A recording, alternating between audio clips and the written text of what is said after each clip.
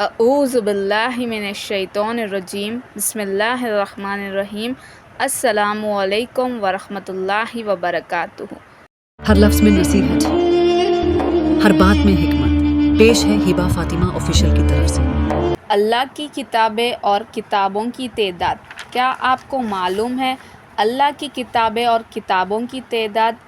اللہ تعالیٰ نبیوں کے ذریعے اپنے بندوں کو پیغام بھیجتے ہیں۔ ان پیغاموں میں اچھی اچھی باتوں پر عمل کرنے اور بری بری باتوں سے بچنے کا حکم ہوتا ہے۔ اللہ کا حکم ماننے والوں کے لیے اللہ کی رضامندی اور ثواب کی خوشخبری ہوتی ہے۔ حکم نہ ماننے والوں کے لیے اللہ کی ناراضگی اور عذاب کی خبر اور دین کی ضروری باتوں کی تفصیل ہوتی ہے۔ انہی پیغاموں کے مجموعے کو کتاب کہتے ہیں۔ ایسی چھوٹی بڑی بہت سی کتابیں اللہ تعالیٰ نے اپنے نبیوں پر ہر زمانے کی ضرورت کے لحاظ سے اتاری ہے۔ ان سب کتابوں پر ایمان لانا ضروری ہے۔ جو اللہ کی کسی ایک کتاب کا بھی انکار کرے گا وہ کافر ہوگا۔ لیکن ساتھ ہی یہ بھی سمجھ لو کہ اب قرآن مجید کے سوا کوئی کتاب اصلی حالت میں نہیں۔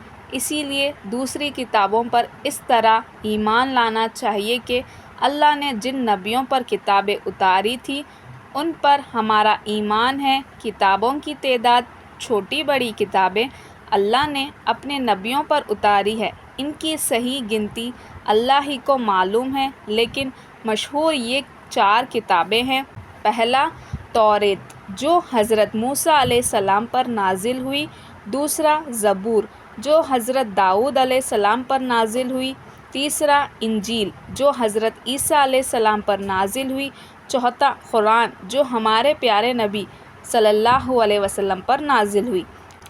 ان کتابوں میں ہمارے پیارے نبی صلی اللہ علیہ وسلم کے نبی ہو کر آنے کی خوشخبری دی گئی ہے، لیکن توریت اور انجیل دونوں کتابیں حضرت موسیٰ علیہ السلام کی وفات اور حضرت عیسیٰ علیہ السلام کے آسمان پر اٹھائے جانے کے بعد لوگوں نے ترتیب دی، اسی لیے وہ اصلی حالت میں نہ رہیں جس حالت میں اللہ تعالیٰ نے اتاری تھی، اور پھر ہر زمانے میں لوگ ان کو مضمونوں کو گھٹاتے بڑھاتے رہے، مطلب کے موافق باتیں بڑھا دی اور مطلب کی خلاف باتیں نکال ڈالی۔ چنانچہ آج کل کی توریت اور انجیل کو دیکھ کر معمولی سمجھ کا آدمی بھی یہ پتہ چلا سکتا ہے کہ یہ اصلی کتابیں نہیں۔ پس ہم ان کتابوں کے بارے میں جواب لوگوں کے پاس ہے۔ یہ نہیں کہہ سکتے کہ یہ اللہ تعالیٰ کی کتابیں ہیں، نہ ان پر ہمارا ایمان ہے۔ ہاں، ان کی صرف 2 حصے جس کی تصدیق قرآن سے ہوتی ہے، اور وہ پوری اصلی توریت اور وہ پوری اصلی انجیل جو اللہ نے اتاری تھی اور ان میں کوئی کمی پیشی نہیں ہوئی تھی، ان پر ہمارا ایمان ہے کہ بے شک اللہ تعالیٰ کی کتاب تھی۔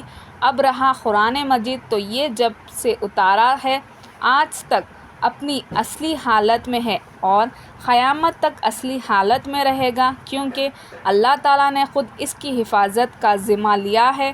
یہ حضرت صلی اللہ علیہ وسلم پر 23 برس کی مدت میں وقت اور ضرورت کے لحاظ سے تھوڑا تھوڑا اتارا ہے۔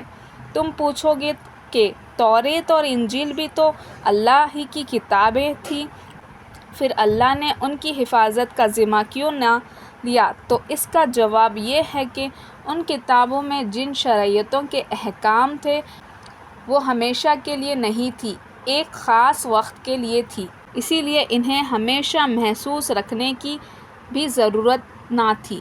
اور قرآن مجید میں اس شریعت کے احکام کے جو قیامت تک باقی رہے گی، اسی لیے اللہ تعالیٰ نے ہمیشہ کے لیے اس کی حفاظت کا بھی ذمہ لیے، جیسا کہ اللہ تعالیٰ نے خود قرآن مجید میں ارشاد فرماتا ہے کہ بے شک ہم ہی نے قرآن کو اتارا ہے اور ہم ہی اس کی حفاظت کرنے والے ہیں۔